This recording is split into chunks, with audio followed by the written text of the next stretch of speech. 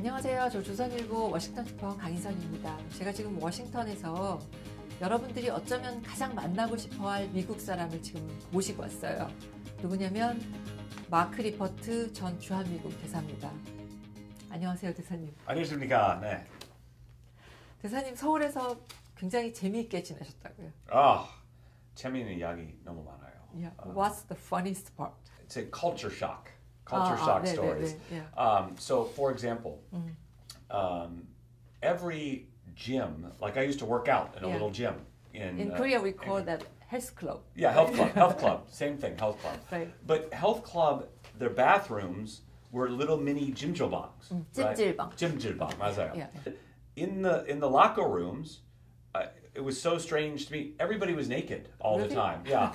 And Koreans, in the U.S., you're in the locker room, you cover up. Okay. You wear a big towel, right? Koreans always naked. And the second thing that's funny is they give you a towel to cover up, and it's tiny. It's a hand towel. So that was a very funny story. Every time I would go work out, I would always have that culture shock, and I never quite got used to it. So what did you do with that small hand towel? I did my best to cover up.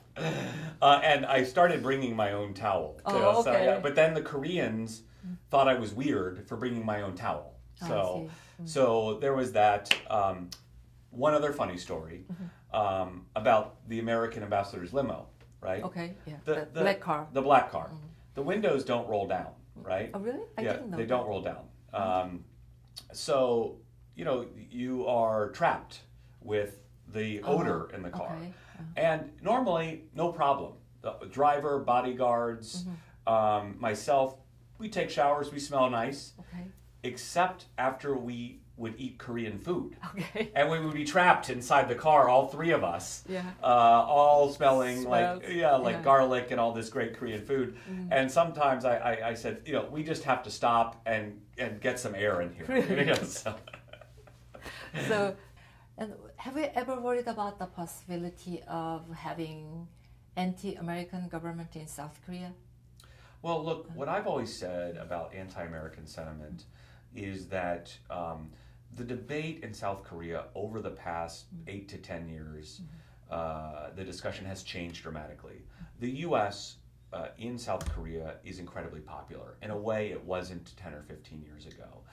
Second, the nature of discourse about the alliance is orders of magnitude more productive and constructive than it was a decade ago, right? So I worry much less about anti-Americanism than I would have 10 or 15 years ago. And I do think the alliance is very strong, very robust, and you've got a slate of good candidates out there.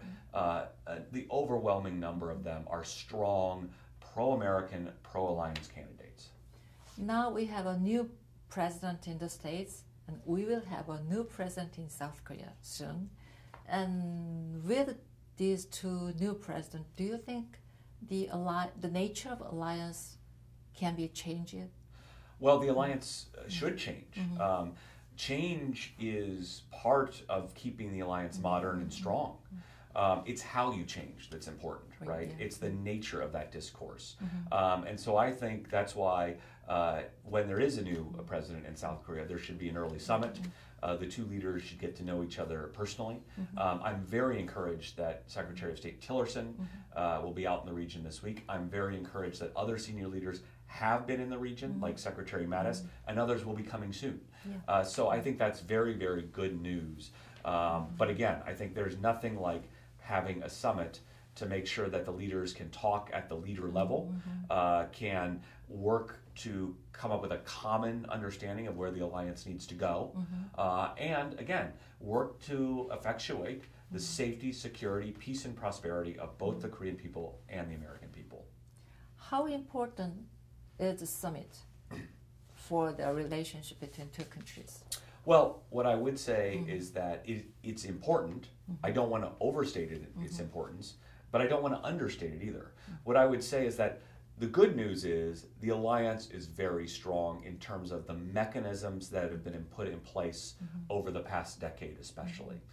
There are strong conversations going on at all sorts of levels in the government, I would also add that our people-to-people contacts have expanded dramatically over the past several years. And I think that tether is very important. Yeah. So you have a strong foundation. But again, there is nothing that replaces when the two leaders can sit down and talk.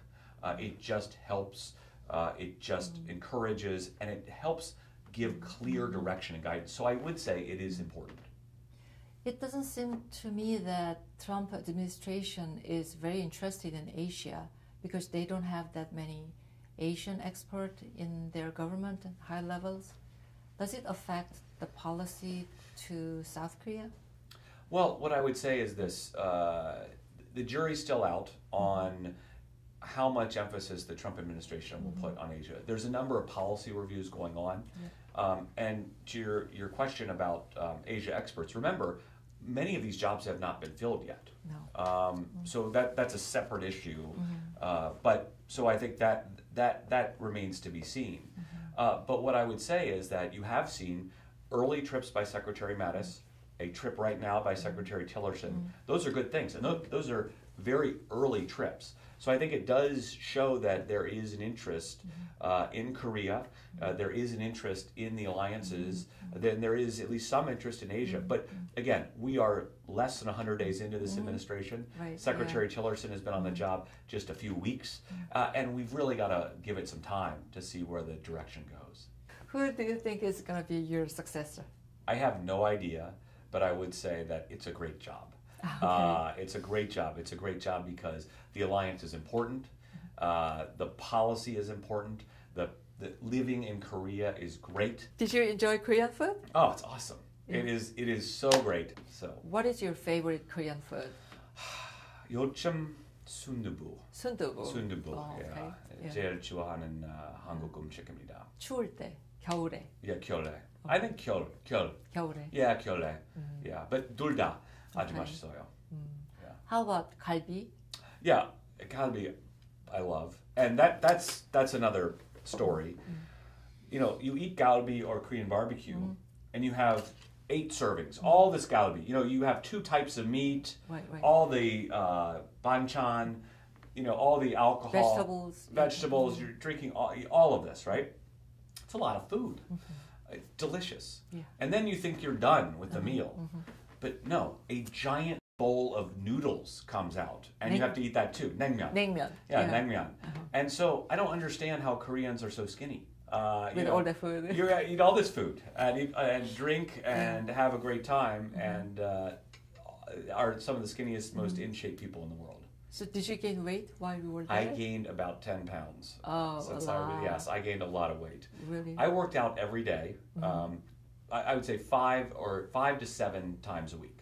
Okay. So there really is no job like it, and other than to say, whenever that person is named, I wish him or her the best of luck, and am very jealous at the opportunity that they will get to go forward. Okay, thank you so much for your insights and interesting thoughts. Thank you.